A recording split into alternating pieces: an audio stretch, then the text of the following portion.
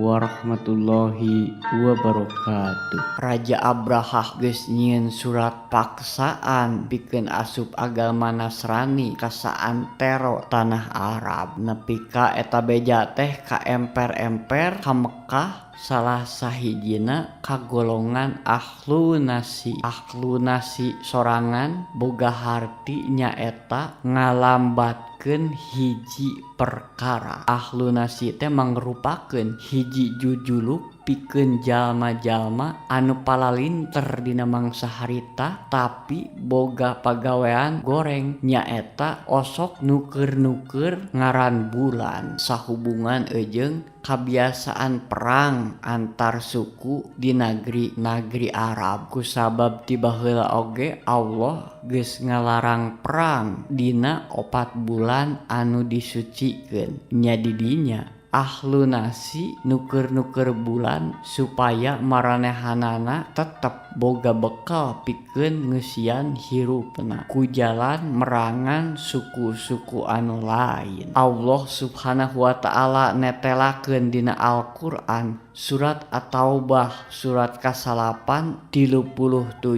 anu unggalna innaman nasi'u ziyadatun fil kufri yudallu bihi alladhina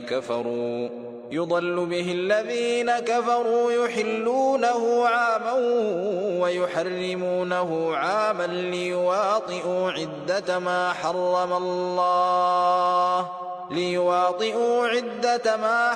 Allah fayuhillu ma harrama Allah zuyyina lahum su'u a'malihim wallahu la yahdil qaumal kafirin. Saestuna ngulur-ngulur bulan haram teh taya lain jabati nambahan kakufuran lampah kitu teh nyasarkeun jalma-jalma kafir. Nyaeta maranehanana anu ngahalalkeunna dina taun ieu jeung maranehna ngaharamkeunana dina taun lian. Pikeun ngajejegkeun bilangan bulan-bulan anu diharamkeun ku Allah. Jadi maranehna ngahalalkeun bulan-bulan anu ku Allah diharamkeun. Dipapaes pikeun maranehna amal-amal anu goreng jeung Allah teu maparin pituduh ka kaum kafirin. Ahlu nasi boga pagawean nyaeta nuker-nuker ngaran bulan, tapi sagigireun ti eta ahlu nasi oge boga hiji kabiasaan jeung patekadan anu kuat pikeun bebela ka Ka'bah. Ahlu nasi siap ngalungsar jadi babatang demi ngabela Ka'bah.